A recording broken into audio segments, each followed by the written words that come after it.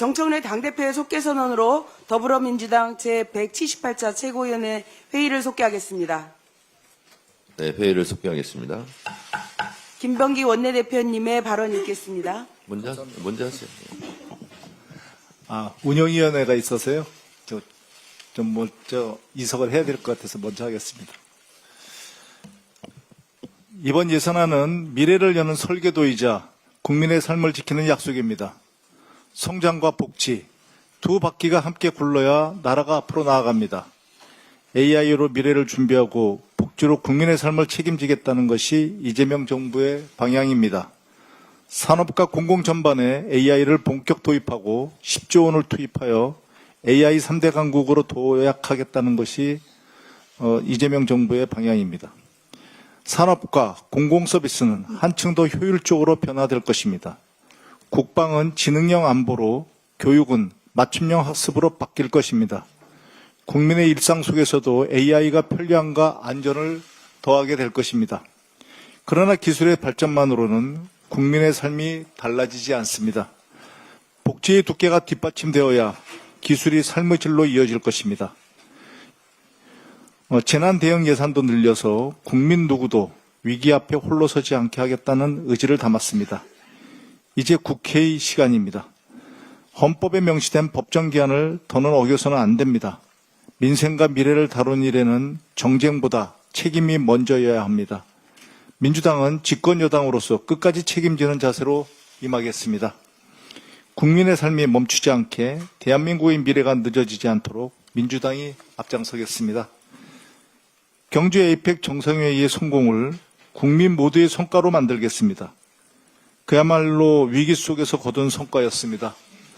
최악의 상황에서도 최선의 결과를 만든 국익 중심 실용 외교의 힘이었습니다. 특히 한미 한중 정상회담을 통해 막혀있던 외교와 경제의 통로를 다시 열었습니다. 산업, 무역, 공급망 등에서 협력의 세트를 만들며 미래 성장의 기반을 다졌습니다. 이제 공은 국회로 넘어왔습니다.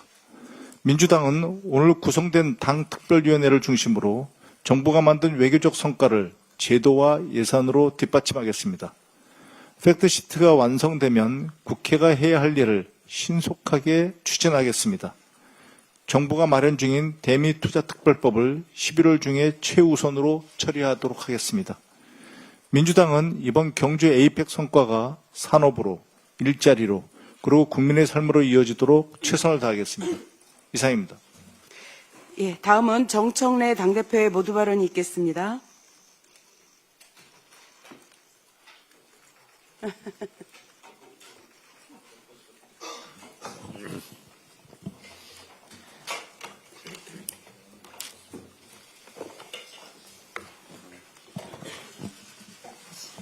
오늘 장윤미 대변인이 임명되고 나서 처음 오셨는데 인사 한번 하시죠. 앉아서 하세요. 새로 대변인으로 임명된 장윤미라고 합니다. 인사드립니다. 열심히 잘 하도록 하고 언론인분들 잘 섬기면서 일하도록 하겠습니다. 고맙습니다. 각종 방송에서 패널로 이렇게 활동하시는 걸 열심히 봤는데 정말 정확하고 예리하고 또 팩트도 체크도 풍부하게 잘하고 나오셔서 잘하시더라고요. 대변인 잘 해주시기 바랍니다. 어제 2026년도 정부 예산안에 대한 이재명 대통령의 시정연설이 있었습니다. 민주주의와 민생에 들이온 윤석열 불법계엄의 그림자를 완전히 걷어내고 AI 3대 강국 대한민국으로 도약하기 위한 구체적인 비전을 그려내는 명연설이었습니다. 인공지능 시대를 여는 대한민국의 첫 번째 예산답게 728조 원의 전체 예산 중에서 역대 최대로 35조 3천억 원의 R&D 예산이 편성됐습니다. 윤석열 때 대폭 삭감했던 것이 기억나실 겁니다. AI 3대 강국 도약의 대전환에도 10조 1천억 원의 예산이 배정되었는데 산업, 생활, 공공 전 분야에 AI를 도입하는 데 2조 6천억 원, AI 인재 양성과 인프라 구축에 7조 5천억 원의 예산이 편성되었습니다. AI 시대 스마트 강군으로 전환하기 위해 국방 예산도 올해보다 8.2% 증액된 66조 3천억 원이 편성되었고 첨단 전략산업을 집중 육성하기 위한 150조 규모의 국민성장 펀드 조성 계획도 담겼습니다. 물 들어올 때 노져라 라는 격언도 있듯이 에이펙에서의 성공과 엔비디아의 GPU 26만 장 공급에 힘입어 AI 3대 강국 대한민국으로 도약하기 위한 최고의 타이밍에 최적의 예산안이 아닐 수 없습니다. 아울러 취약계층을 포함하여 국민의 삶을 두텁게 보호하겠다는 따뜻함도 돋보였습니다. 기준 중위소득을 역대 최대인 6.51% 인상하여 생계급여 지원을 확대하고 아동수당 지급 연령을 만 8세까지 늘렸습니다. 청년 미래 적금을 신설하여 저소득 청소년들의 자산 형성을 뒷받침하겠다는 정부의 계획은 미래 세대를 위한 적극적인 보호장치입니다. 장애인과 노인 일자리를 확충하고 인구 감소 지역에 농어촌 기본소득을 도입하며 지역사회 통합 돌봄을 전국적으로 확산하겠다는 정부의 계획도 열렬한 박수를 받기에 충분합니다. 각별히 오늘은 소상공인의 날인데 24조 원 규모의 지역사랑 상품권을 발행하고 경영안정 바우처를 지급하여 어려움을 겪는 소상공인들을 지원하겠다는 정부의 계획은 우리 경제에 더 큰 활력을 불어넣어줄 것으로 기대됩니다. 뿐만 아니라 국민의 생명과 안전을 굳건하게 지키겠다는 이재명 대통령의 결연한 의지도 읽을 수 있었습니다. 근로감독관 2,000명 증원과 일터지킴이 신설을 통해 산업재해를 미리 방지하는 일은 즉각적인 도입이 필요합니다. 재해재난 예방과 신속 대응을 위한 예산도 5조 5천억 원을 편성했습니다. 예산안은 결국 선택과 집중인데 탁월한 선택과 과감한 집중이 이루어진 예산이라 평가합니다. 어제 있었던 대통령 시정연설은 인류의 발전상을 정확하게 꿰뚫고 대한민국의 미래를 내다보는 해안이 돋보였습니다. 이재명 대통령의 연설대로 농경사회에서 산업사회로, 산업사회에서 정보사회로 전환해왔던 것처럼 AI 사회로의 전환은 필연입니다. 산업화 시대에는 하루가 늦으면 한 달이 뒤처지고 정보화 시대에는 하루가 늦으면 1년이 뒤처졌지만 AI 시대에는 하루가 늦으면 한 세대가 뒤처진다는 말이 저는 참 와닿았습니다. 박정희 대통령이 산업화의 고속도로를 깔고 김대중 대통령이 정보화의 고속도로를 낸 것처럼 이제는 AI 시대의 고속도로를 구축해야 합니다. 내년도 정부 예산안은 AI 3대 강국 대한민국의 시대를 활짝 여는 첫 번째 예산이 될 것입니다. IT 강국으로서의 기본 인프라와 맨손으로 한강의 기적을 일으킨 우리 국민의 저력, 그리고 만반의 준비를 갖춘 우리 기업들의 노력까지 3박자가 어울려진다면 그 무엇도 이루지 못할 것은 없습니다. 한 발짝씩 앞서 나가면 됩니다. 1도의 기울기가 나중에는 엄청난 격차로 벌어질 것입니다. 2026년은 이재명 정부가 스스로 편성한 예산을 가지고 국가를 운영하는 첫 해인 만큼 더불어민주당은 내년도 정부 예산안을 법정 기일 안에 반드시 처리하여 AI 3대 강국으로 도약하는 대한민국을 든든하게 뒷받침할 것입니다. 어제 국민의힘이 주경호 의원 구속영장 청구에 반발해 이재명 대통령 예산안 시정연설에 불참했습니다. 지난 정권에는 대통령 본인이 시정연설 하기를 거부하더니 새 정부가 들어서니 의원들이 대통령 시정연설 듣기를 거부합니다. 예산안은 정부의 한 해 살림 계획입니다. 그 계획을 꼼꼼히 따지고 비판도 하고 의견을 나눠 조정하는 것은 국회의원의 책무입니다. 그런데 내란 중요 임무 종사 혐의자를 두둔하기 위해 책임을 내던지다니 참으로 유감입니다. 지난 3일 윤석열 내란 우두머리 혐의 공판에서 곽종근 전 특전사령관이 이렇게 증언했습니다. 비상대권이란 말을 들었고 윤석열이 한동훈과 일부 정치인들을 호명하면서 당신 앞에 잡아오라고 그랬다. 당신이 총으로 쏴서라도 죽이겠다고 했다. 그런데 국민의힘 대변인은 이 증언에 대해 친구끼리 너 죽을래? 하는 식의 친구끼리 농담일 수 있다고 말합니다. 비상계엄이 장난감 총 들고 싸우는 병정놀이 하듯 하찮은 것이었습니까? 내란이 장난이었습니까? 내란이 있었던 것은 분명한 사실이고 우리 국민이 그 증인이고 목격자입니다. 추경호 전 원내대표가 계엄 해제 표결을 방해했다는 사실이 확인된다면 내란 중요 임무 종사자가 될 것입니다. 통합진보당은 내란 음모죄만으로도 해산되었습니다. 추경호 전 원내대표 혐의가 유죄로 확정을 받으면 내란에 직접 가담한 국민의힘은 10번이고 100번이고 정당 해산감입니다. 요즘 장동혁 대표 발언이 참 어처구니 없습니다. 어제 시정연설 직전 이재명 대통령의 마지막 시정연설이 돼야 한다고 했는데 명백한 대선 불복 선언입니다. 공당의 대표가 했다고 믿을 수 없는 민생을 볼모로 한 협박입니다. 장동혁 대표야말로 국민의힘 당적으로 국회 본회의장에서 예산 시정연설을 들을 마지막 기회를 놓친 것은 아닌지 한번 돌아보시기 바랍니다. 장동혁 대표가 또 이철호 지사님이 경주 에이펙의 성공을 이끄는데 수고가 많았다. 에이펙의 성공은 국민의힘과 국회의 전폭적인 지지 덕분이라고 했습니다. 웃음이 났습니다. 정상회담장에 들어가지도 않은 경북도지사 덕분에 에이펙이 성공했다니 참 실소를 자아냅니다.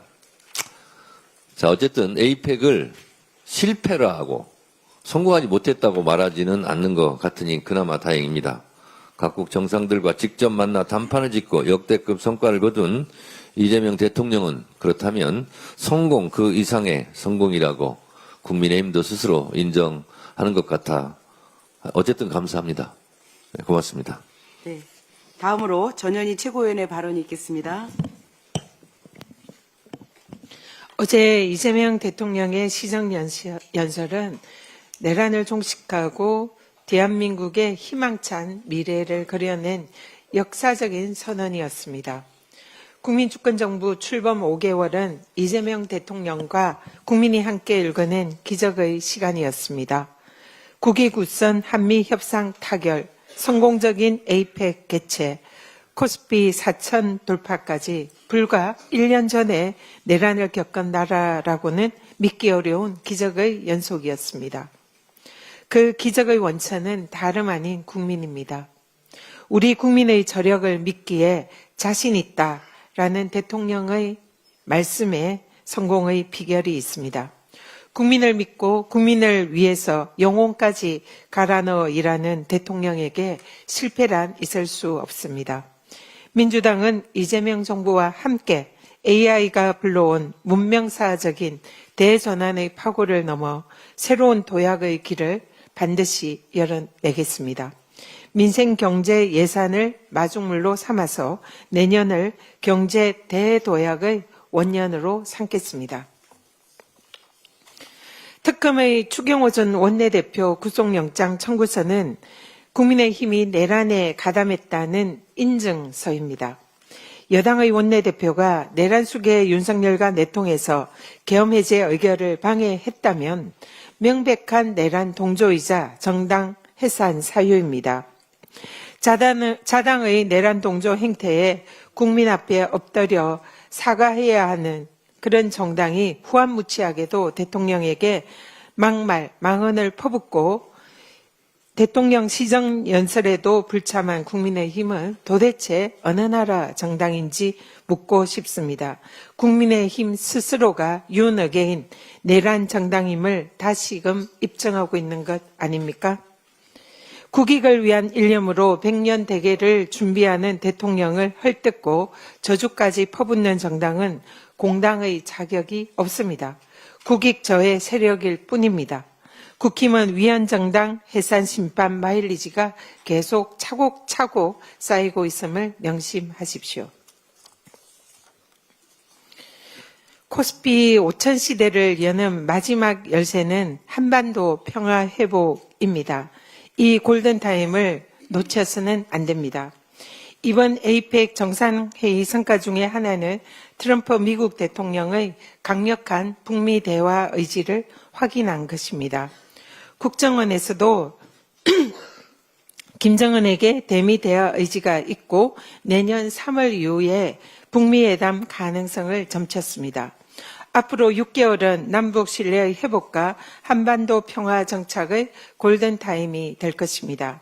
내년 초에 북한의 대외 대남 노선이 제시될 9차 당회의가 열립니다. 4월에는 미중 정상회담이 예정되어 있습니다. 지금은 능동적이고 창의적인 정치적 외교적 노력이 그 어느 때보다 절실하게 요구되는 시기입니다. 대한민국이 한반도의 피스메이커로서 북미 대화를 견인하고 남북 긴장을 완화하기 위한 선제적인 조치가 필요합니다.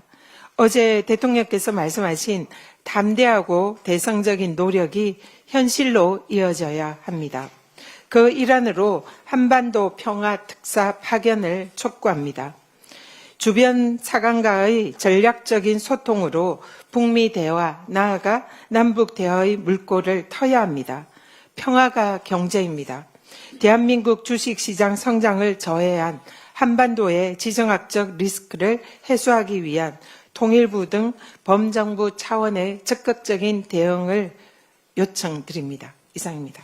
다음으로 한준호 최고위원의 발언이 있겠습니다.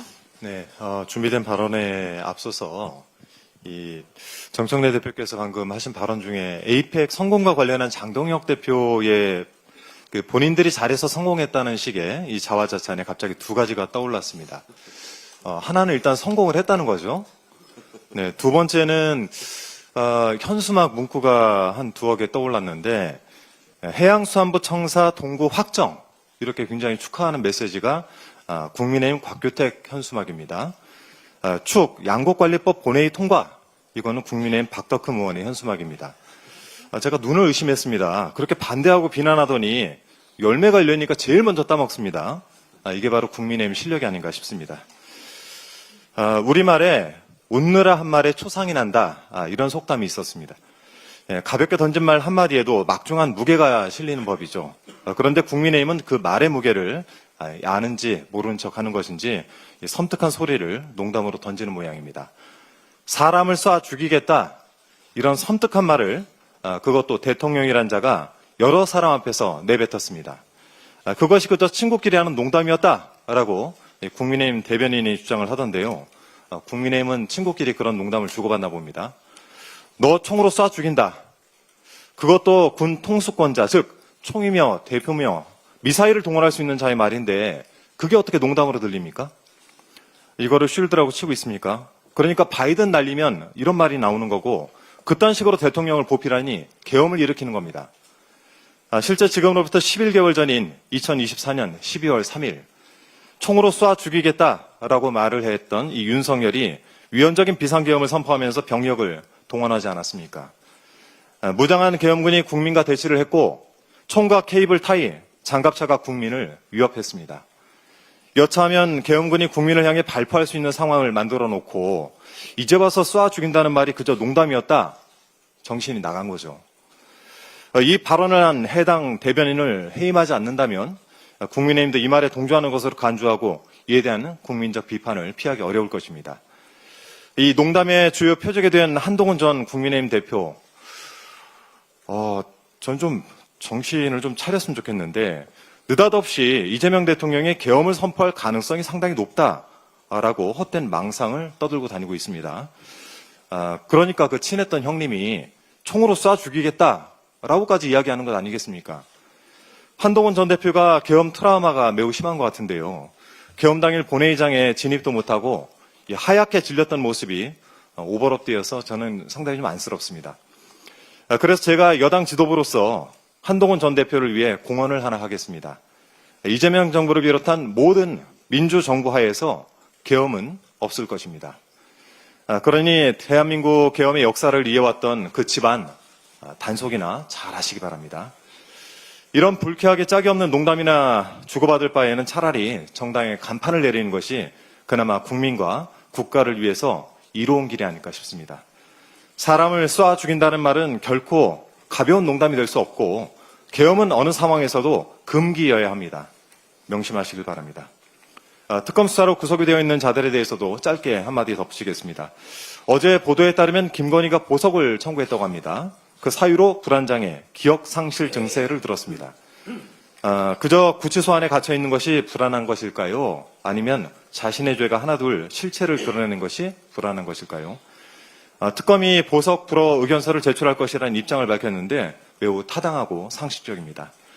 어제 한학자 통일교 총재는 안과 수술을 사유로 구속집행이 정지돼서 일시 석방됐습니다. 김건희의 모친 최은순 씨는 수감기간 동안 병원 진료와 같은 개인적 사유로 25차례나 외출을 한 것으로 알려졌습니다. 내란 속의 윤석열은 글자 크기 16포인트도 못 읽는 상황이라면서 실명 위험을 사유로 내란 재판에 16회 연속 불출석하기도 했습니다. 구속되기만 하면 환자가 되느냐라는 이 국민의 비판이 매서울 수밖에 없는 상황이죠. 이들에 대한 봐주기는 결탄코 있어서는 안 되겠습니다. 특검의 공정하고 정의로운 수사를 또한 재판부에는 현명한 판단을 기대합니다. 이상입니다. 네. 다음으로 김병주 최고위원의 발언이 있겠습니다. 올 장윤미 변호사님 대변인 되신 거 축하합니다. 언론에서 보면 늘 그 통찰력 있게 논리정연하게 얘기하는 능력자라 생각했는데 대표님 너무 임명을 잘하신 것 같습니다. 앞으로 활동 기대합니다. 네네. 망조던 정당 국민의힘이 갈수록 가관입니다. 현직 대표 장동혁은 대국민 선전포고로 체제전복 내란을 선동하고 전직 대표 한동훈은 계엄 발발 유언비어로 국민 불안을 유포하니 권커니 작커니 나라 말아먹을 환장을 뛰어넘는 한장한 두엣입니다.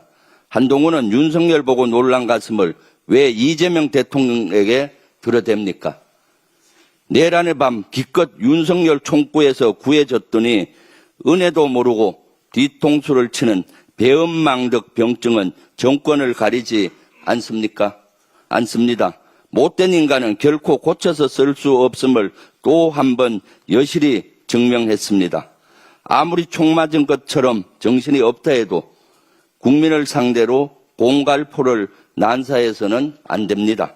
계엄내란 전문당 국민의힘 전현직 당대표들에게 경고합니다. 근거 없는 음모론으로 국민 불안 자극과 정치적 존재감을 위한 공포 정치극은 스스로를 낭떠러지로 추락시키는 자해 행위입니다. 내란과 전쟁은 민주주의의 언어가 아닙니다. 내란과 전쟁은 민주주의가 작동불능되는 파괴입니다. 아직 12.3 내란의 트라우마에 시달리는 국민의 있음을 잊지 말아야 할 것입니다. 이재명 대통령의 시정연설은 분열과 혼란의 시대를 마감하고 국민이 주인인 나라로 나아가겠다는 역사적 선언입니다. 불법 계엄의 상처 속에서도 협력과 통합의 정치를 복원하며 민생 회복과 공정한 성장을 향한 새로운 비전을 제시했습니다. 이제 진정한 이재명 정부가 출발합니다. 더불어민주당은 국민과 함께 국민 주권 시대의 완수를 위해 이재명 정부 성공을 끝까지 뒷받침하겠습니다. 내란 윤석열 정권에서 파괴된 정부와 국회의 협치가 복원된 날 국민의힘은 협치를 걷어차고 대통령을 향해 꺼지라라는 시정잡배의 욕설을 퍼부었습니다. 대통령에 대한 모욕은 국민과 민주주의에 대한 폭력입니다. 국민의 선택을 부정하고 헌법 질서를 흔드는 국기문란입니다. 국민의힘이 발악하고 발작할수록 더 빨리 다가오는 것은 내란 정당 해체의 길입니다. 어떻게 내란 정당이 해체되는지 국민 모두가 똑똑히 지켜볼 것입니다.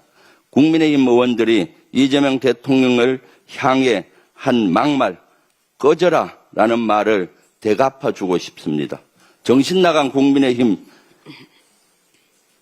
역사 속으로 꺼져라 이렇게 얘기하고 싶지만은 그럼 똑같은 사람 되기 때문에 조금 격 있게 얘기하겠습니다. 정신나간 국민의힘은 역사 속으로 사라져라. 정신나간 국민의힘은 역사 속으로 사라져라. 국정원은 김정은 위원장이 미국과 대화의 의지를 갖고 있다고 평가했습니다.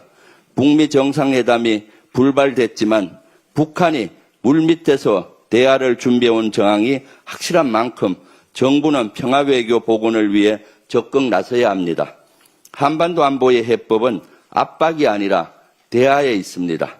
자주적으로 남북 대화의 문을 다시 열어 평화와 협력의 한반도를 향해 흔들림 없이 나아가야 합니다.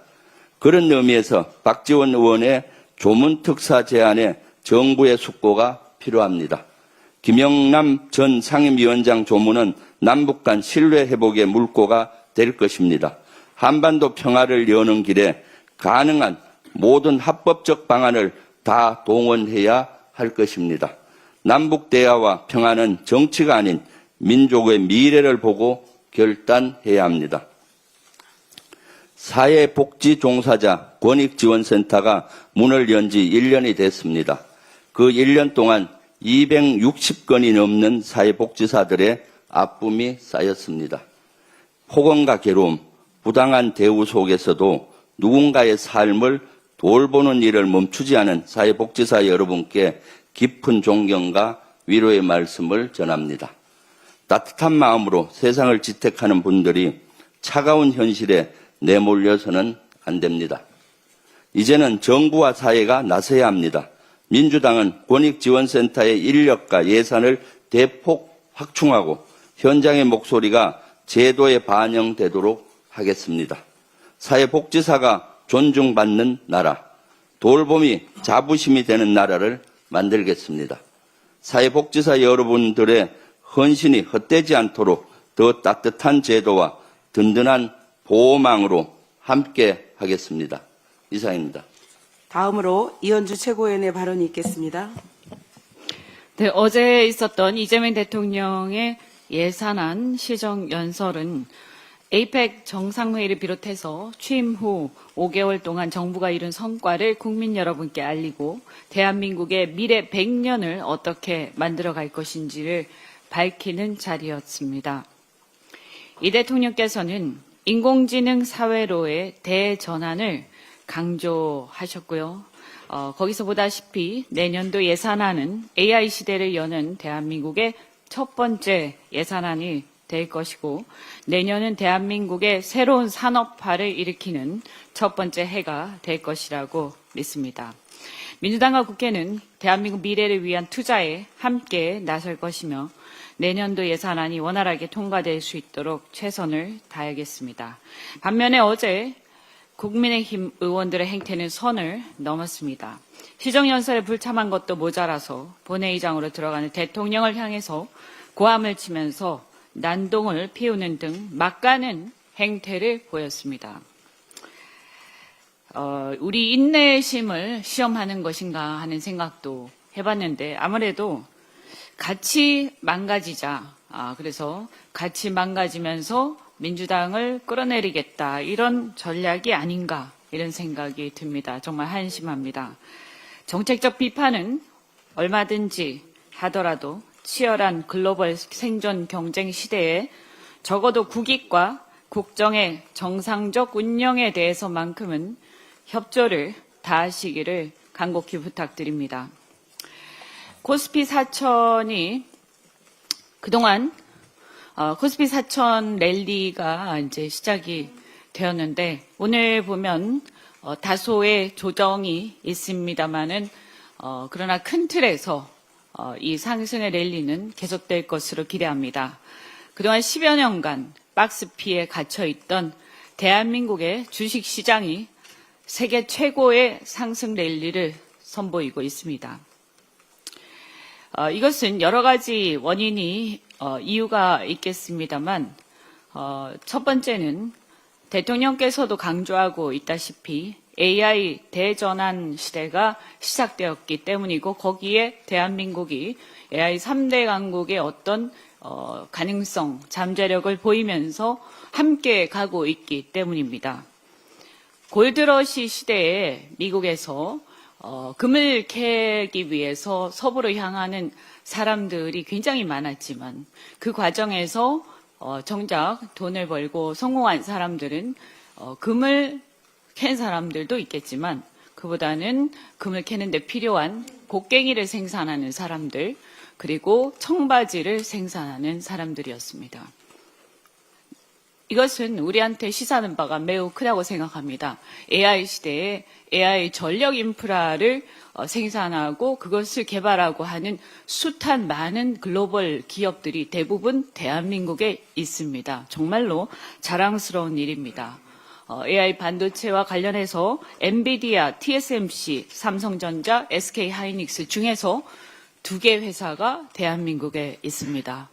정말로 자랑스러운 일입니다. 이 랠리는 그냥 거품이 아니라 우리의 펀더멘탈이 보여주는 것이다라고 생각을 하고 같이 덧붙여서 AI 기본 모델에 대해서도 앞으로 3대 강국의 꿈으로 달려가고자 우리가 다 같이 함께 힘을 합해야 한다라고 생각합니다. 또한 두 번째는 탈세계와 미중 간의 패권 전쟁에 그동안 한국이 고래 싸움에 새우등이 터지는 게 아닌가 하고 많은 사람들이 걱정을 했습니다. 그런데 아이러니하게도 이 시대가 시작이 되면서 우리가 지켜보고 있는 것은 거대한 글로벌 시대 전환에 따른 공급망 전환, 이 공급망 전환의 어떤 가장 큰 수혜자가 바로 대한민국이 되고 있다는 것을 우리는 지금 목격하고 있습니다. 그동안 극동의 분단국에서 위기를 기회로 활용하고 끊임없이 그렇게 하기 위해서 노력해온 우리 기업인들 그리고 그것을 뒷받침해온 지도자들의 해안 덕분이다. 우리는 이 기회를 10분 활용해야 한다. 따라서 다시 한번 강조드리지만 국민의힘은 이 문제에 대해서만큼은 적극적으로 협력해 주시기를 바랍니다. 정부와 이재명 대통령의 해안과 노력에 대해서 말씀드렸다시피 이것은 굉장히 중요한 역할을 하고 있습니다. 만약에 앞에서 말씀드린 이러한 여건들이 있다고 하더라도 이것을 직시하고 대통령과 정부가 뒷받침하는 정책을 강력하게 추진하지 않았더라면 제대로 반영되지 않았을 것입니다. 상법 개정 등 기업 경영을 선진화하고 디스카운트 해소하는 노력을 계속해왔고 그것이 자본시장의 정상화 활성화, 투자 여건 개선으로 지금 가시화되고 있다 이렇게 보입니다. 그런 의미에서 대주주 양도세를 비롯해서 어려움 속에서도 시장의 신뢰를 유지해 주신 정부와 대통령께 정말 감사드립니다. 한편 앞으로도 이제 배당소득 분리과세에 대한 이 결정이 남아 있습니다만 당에서도 주장하고 있는 25% 배당소득 분리과세 이것을 정부가 마지막까지 꼭 지지해 주시고 시장의 신뢰를 지켜주시기를 바랍니다. 여러 가지 말씀들이 있었습니다만 어제 57차 SCM 한미안보협의회에서 양국 국방장관이 한국의 핵추진 잠수함 도입을 위해서 협력을 재확인했습니다. 또한 한미동맹 현대화 방안을 발표를 했는데요. 여러 가지 정말 방위산업의 글로벌 진출 기대를 많이 하게 합니다. 그런데 이 핵잠의 신속한 건조 및 운영을 위해서는 숙련된 인력과 인프라를 갖춘 한국조선소 활용이 저는 불가피하다고 전망합니다. 작년에 저도 필리조선소를 방문해서 본 바가 있지만 이 필리조선소를 포함한 미국의 조선소들은 현재 핵잠을 건조할 인프라 및 숙련된 인력이 매우 부족한 상황이어서 실제 건조까지는 최소 10년 이상 걸릴 것이라는 게 전문가들의 공통된 견해입니다. 그러나 국내에서 건조를 하게 되면 5년 정도로 앞당길 수 있다라고 평가하고 있습니다. 이런 현실적인 여건을 고려를 할 때 숙련 기술자와 한국의 제조 생태계가 매우 필요하기 때문에 우리 핵추진 잠수함을 국내에서도 병행 건조할 수 있는 방안에 대한 논의가 반드시 필요하고 정부에서도 그렇게 생각하고 있다고 믿습니다. 정부에게 힘을 보태드리면서 지속적으로 이 문제를 추진해 가시기를 부탁드립니다. 이상입니다. 네, 다음으로 황명선 최고위원의 발언이 있겠습니다. 네, 어제 이재명 대통령의 시정연설이 있었습니다. 이재명 정부의 첫 본 예산안은 AI의 시대를 여는 첫 예산안이고 대한민국 새로운 100년을 여는 설계도입니다. 이재명 대통령은 시정연설에서 내란의 상처를 딛고 민주주의와 민생, 미래를 함께 복원하겠다라는 국가 비전을 분명히 했습니다. 이번 예산은 AI 3대 강국 도약을 축으로 민생, 복지, 안전을 함께 세운 예산안입니다. 첨단 전략 산업에 대한 과감한 투자와 함께 사상 최대 규모의 R&D 예산, 국민성장 펀드는 도약을 위한 성장사다리이자 대한민국 경제의 새로운 엔진이 될 것입니다. 국민 한 사람 한 사람의 삶을 지키는 민생 예산도 두텁게 반영했습니다. 민생 예산은 위기 앞에 어떤 국민도 홀로 남겨두지 않겠다라는 이재명 정부의 약속입니다. 수도권 집중을 넘어 지역이 성장 중심의 균형이 되는 균형 전략도 담았습니다. 지방 우대 재정 준칙과 농어촌 기본소득, 포괄 보조금 확대는 자치분권을 통한 지역의 자립과 균형 발전을 위한 확실한 토대가 될 것입니다. 정부가 대한민국의 미래를 설계하는 이 순간에도 국민의힘은 자신들이 자리를 비웠습니다. 마땅히 있어야 할 자리를 외면하고 입으로만 민생을 말하는 정당은 국민 앞에 설 자리가 없음을 분명히 밝힙니다. 더불어민주당은 이재명 정부의 예산안이 민생과 미래, 안전과 평화를 지키는 대한민국 새로운 100년의 출발점이 되도록 꼼꼼히 뒷받침하겠습니다. 그런데 말입니다. 어제 이재명 대통령의 국회 시정연설을 국민의힘이 로텐도홀 계단 앞에서 보이콧했습니다. 내란 속의 윤석열은 국회를 무시하고 시정연설조차 하지 않더니 국민의힘이 윤석열 영태를 그대로 답습하며 집단행동을 재현했습니다. 과연 내란 속의 윤석열의 동조자, 추종자들답습니다. 검은 양복 차림으로 모인 국민의힘 의원들의 모습은 마치 스스로를 위한 집단 조문처럼 보였습니다. 윤석열과 윤핵관 그리고 통일교 정치 세력이 결탁해 사망에 이르게 한 국민의힘 내부의 양심과 당내 민주주의의 조의를 표하는 듯한 장면이었습니다. 더 안타까운 것은 국민의힘이 사실상 정치 포기 세력으로 변해가고 있다는 점입니다.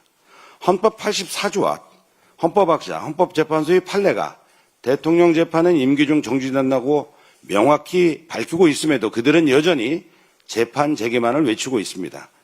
국힘은 저렇게 법없는 바라보며 감나무 아래서 입 벌리고 있을 거면 차라리 당사를 서초동으로 옮기는 게 낫지 않겠습니까? 그곳에 모여서 상복이든 추리닝이든 입고 단합대회를 하며 법원 바라기 정당으로 당명도 바꾸면 될 것 같습니다. 정치의 본령은 법정이 아니라 국민의 삶 속에 있습니다. 스스로 정치를 포기하고 법원에만 매달릴 거면 국회의원 배지도 반납하고 국회의원에 간 방도 비우는 것이 마땅합니다. 우리 민주당은 법원이 아닌 국회에서 국민만을 바라보며 국민을 위해 일하는 정당이 되겠습니다. 진짜 대한민국을 만들겠습니다. 이상입니다. 마지막으로 박지원 최고위원의 발언이 있겠습니다. 아동수당 예산 확대를 환영합니다. 대통령께서 어제 시정연설을 통해 임기 내 12세 이하까지 아동수당을 확대하겠다고 선언하셨습니다. 내년 예산안에는 그 첫걸음으로 아동수당 지급 대상을 현행 7세 이하에서 8세까지 확대하는 내용이 담겼습니다. 사실 지금까지 아동수당은 아동이 아니라 영유아 수당이었습니다. 영유아 보육법은 7세 이하 취약전 아동을 영유아라고 부릅니다. 아동복지법상 아동은 18세 미만의 사람입니다. 그러니 7세까지만 지원했던 기존 아동수당은 그 이름부터 법에 맞지 않았습니다. 7세 컷 아동수당은 우리 현실에도 맞지 않고 국제 기준에도 맞지가 않습니다. 아이가 초등학교에 가면서부터는 교육비가 확 늘기 때문에 사회적인 격차가 점점 커집니다. 아동 연령이 높아질수록 기초 생활수급률도 증가하는 통계에서 보듯이 아동수당의 필요성은 점점 더 커집니다. 그래서 OECD 주요국은 고등학생은 물론이고 교육을 받거나 구직 중이면 20세가 넘는 대학생과 직업훈련생까지도 아동수당을 지급합니다. 상대적으로 인색했던 일본도 최근 고등학생과 대학생까지 범위를 확대했습니다. 사실 아동수당은 2005년에 저출산 고령사회 기본계획을 세울 때 이미 검토됐던 제도입니다. 그동안 20년간의 저출생 추이를 생각하면 현재의 상황은 전형적인 정책 지체이고 내년 예산안은 작지만 중요한 변화의 시작입니다. 그런데도 국민의힘 송원석 원내대표는 지난 9월 교섭단체 연설에서 아동수당 예산이 35조 원이 넘는다면서 포퓰리즘 예산이라고 비난했습니다. 실제로는 전체 예산이 2조 5천억, 그중 확대분은 5천억임이 금세 확인됐지만 앞으로도 기초적인 수치조차 무시한 채 거짓 프레임만 씌우는 공격은 계속될 것으로 예상됩니다. 국민의힘은 과거에도 무상급식을 좌파 포퓰리즘으로 비난했지만 지금 무상급식은 누구도 부정하지 않는 상식이자 기본 복지가 됐습니다. 아동수당도 같은 길을 걸을 것입니다. 아이를 키우는 부담을 국가가 함께 나누고 미래 세대를 위해 투자하겠다는 이재명 정부의 의지에 민주당도 함께 하겠습니다. 이상입니다. 예, 이상 발언을 모두 마치고 당대표께서 회의를 폐회하시겠습니다. 네, 회의를 마치겠습니다.